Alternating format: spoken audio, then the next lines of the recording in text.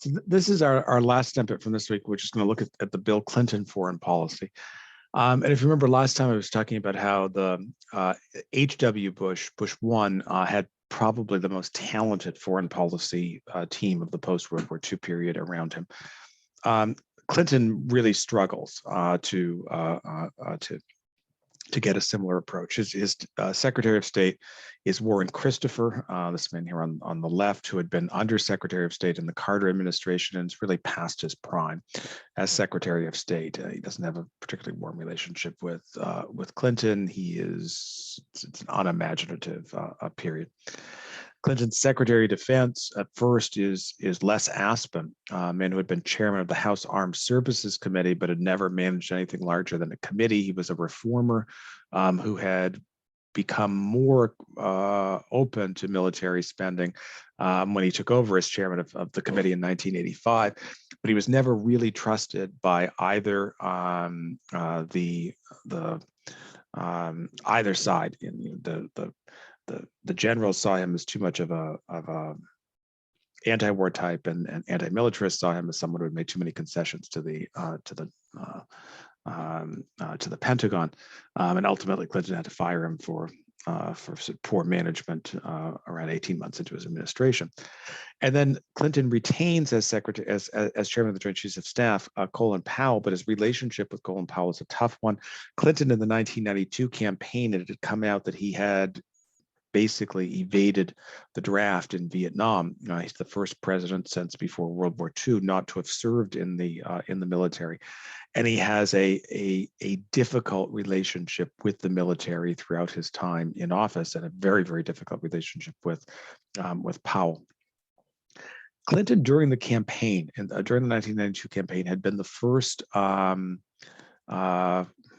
the first presidential candidate ever to openly solicit financial support from gay and lesbian donors, and he promised that if he were elected president, that he would champion equality for gay and lesbian Americans. And one of the symbolic issues that was before the public at this point was the Defense Department policy that refused to allow openly gay and lesbian Americans to serve in the military. Clinton promises to reverse this and to allow such service. This is a tough sell. This is a period still where anti-gay sentiment remains very prominent in among U.S. public opinion, and also you have a president who is not trusted by the military, and Clinton is almost immediately outflanked by this. The chairman of the Senate Armed Services Committee, a man named Sam Nunn, Democratic senator from Georgia, very conservative Democrat, works alongside the ranking Republican member, John Warner, Republican senator from Virginia, a former Secretary of the Navy. They do this tour of a Navy submarine. They inspect sleeping quarters.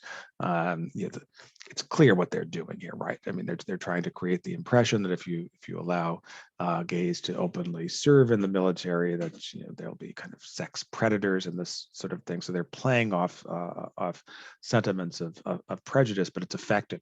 Public opinion moves against the proposal, and Clinton is ultimately forced to a compromise deal, which is passed by Congress, called Don't Ask, Don't Tell, in which gays and lesbians are nominally allowed to serve in the military as long as they do not speak, and this is the don't tell, or reveal their sexual orientation in any way. And in theory, military leaders aren't supposed to be able to ask about this. This winds up being a policy that is honored in the breach. The military actually becomes more aggressive at targeting gay and lesbian service members in the 1990s, and forced removals from the service for sexual orientation actually increase under Clinton's presidency, and Clinton is too weak to stop it. Similarly, in Rwanda in 1994, the small country in East Central Africa, Clinton had campaigned as a critic of Bush's realpolitik policy and promised that he would embrace humanitarianism as a core principle of U.S. Foreign relations. The political situation in Rwanda degenerates in 1994. There's a genocide in the aftermath of this, and the Clinton administration basically does nothing. In 2014, as Hillary Clinton is preparing her presidential bid, documents from the Clinton Library become open, and Clinton publicly says, well, he regrets not having done much. As you can see from the article, almost 1 million innocent people are killed in this in this genocide. But the documents at the time suggest no real interest by Clinton. So both Don't Ask, Don't Tell and the response to the Rwandan genocide reveal just a failure of the new administration even to implement policies that it said that it supported. And frankly, similarly in Bosnia, this photograph on the left is a photograph of the Bosnian Parliament building, which had been shelled by Serb paramilitary forces. Photograph on the right is the former, what was the former building of the Sarajevo Symphony Orchestra, and you can see this one cello player playing his instrument, which also had been bombed by the Serbs. And even though there is this humanitarian crisis in Bosnia in 1993 and 94, the Clinton administration largely does nothing. The Bosnian Muslims are forced to increasingly smaller and smaller portion of the country. The UN encourages them to move into these so-called safe areas. So if you're a Muslim living in, say, the countryside here, the idea was to move into Garaja or to Srebrenica, where supposedly they would be protected by UN forces. But Clinton says, there's just not much we can do. This comes to a head in 1995. The Serb paramilitaries in Bosnia, who's commanding general on the left is a guy named General Mladic. The guy on the right is the president of the Bosnian Serbs, Radovan Karadzic. Decide that they're going to send a message to the Bosnian Muslims once and for all, and to eradicate the Muslim presence in these safe areas. And they target one of the safe cities, Srebrenica. Tell the UN peacekeeping forces that they must leave and that guarantee them safe passage out of the city. It's Dutch peacekeepers that are primarily in Srebrenica. And to their great dishonor, these peacekeepers, whose job again was to protect the civilians, leave the city. Almost all of the Muslim men in the city are massacred between ages 16 and 65 are massacred by the Bosnian Serbs, and this becomes an international wave of international condemnation for unsurprising reasons. Clinton comes under very strong opposition from the media, especially from Christiane Amanpour, who's a newly hired foreign policy reporter from CNN. And this is the heyday of CNN. CNN also very aggressively covered the Gulf War. This is a period where CNN was basically a straight news network with a heavy dose of focus on international affairs. And Amanpour goes to Sarajevo. She sort of brings this horror of the city back to the American public, and she also very aggressively questions Clinton on Clinton's failed response. Similarly, Clinton comes under some heat even from Democrats in Congress, led by this man Frank McCloskey, who was a Democratic congressman from southwestern Indiana. He represented a district anchored in Evansville and Bloomington, far southwestern part of the state. There were very few Bosnian Muslims in his district, but McCloskey argued that the U.S. by allowing the Bosniaks to be slaughtered in this conflict had committed a moral failure. He travels to Sarajevo several times, speaks to the Bosniak leadership, calls on Warren Christopher to resign. The work he does here is really it's quite remarkable.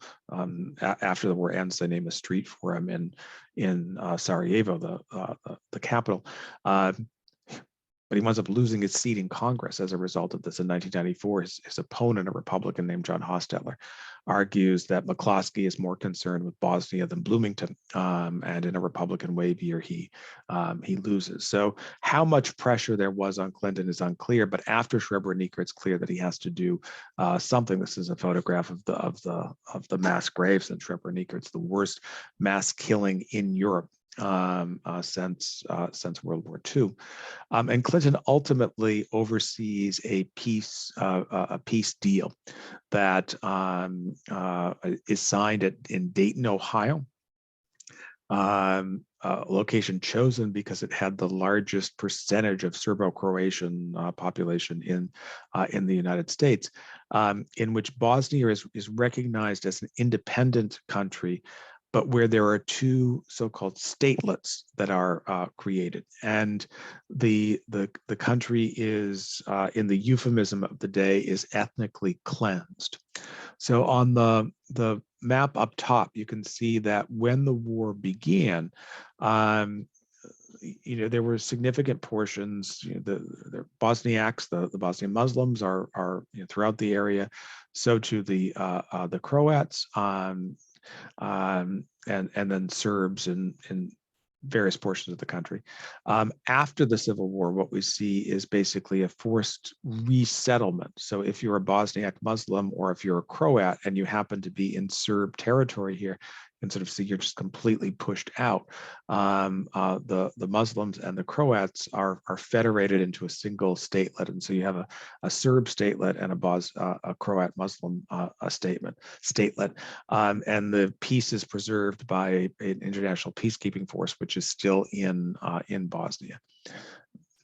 It does end the war. It ends the fighting, but to a certain extent, it blesses the ethnic cleansing of the Serb forces. The Serb situation doesn't end in Bosnia. Milosevic, remember, is still in charge of Serbia. The country is struggling through the 1990s. It's come under heavy foreign policy sanctions, and Milosevic realizes, well, he can't go after Bosnia anymore. He needs to play the nationalist card to keep himself in power. And so in 1998 into 99, he targets this southern section of Serbia called Kosovo, which is the only portion of Serbia which is majority Muslim. The Kosovar Albanians they've been living in this part of the world for hundreds of years, but they're not Serb. Serbs are and they're not Eastern Orthodox, the dominant religion. And Milosevic starts to sort of make soundings about how he's going to ethnically cleanse Kosovo and kick the Kosovar Albanians out and resettle the population with Serbs. The U.S. at this point intervenes more aggressively. Clinton has a different foreign policy team. They're more concerned with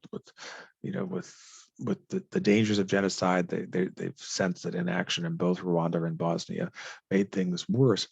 And ultimately, the U.S. goes to war alongside NATO allies against Milosevic's government in Serbia to force him to basically withdraw from Kosovo, and Kosovo becomes a de facto independent country in 1989 and subsequent, excuse me, 1999, and subsequently has been recognized by many countries in the world. Milosevic eventually falls from power. There's a backlash against this in Serbia in 2000. He loses his post. He's arrested. He's sent to The Hague where he's placed on trial for war crimes. He passes away before his trial ultimately occurs. And Clinton, in the aftermath of his impeachment controversy, Clinton, he was looking for international support, and he is more popular probably in Kosovo than anyplace else in the world. So this is a photograph of him in the Kosovar capital, Pristina, speaking on behalf of he travels to Kosovo for the creation of a street, Bill Clinton Way, in the downtown portion of the capital. And so Clinton's rhetoric overall often doesn't match the reality of his policies, and he talks a better game ultimately than he delivers. Although his performance, I think, in Kosovo and ensuring that there won't be a genocide in Kosovo is a positive aspect of his approach to foreign affairs. And that's all we have for snippets for this week.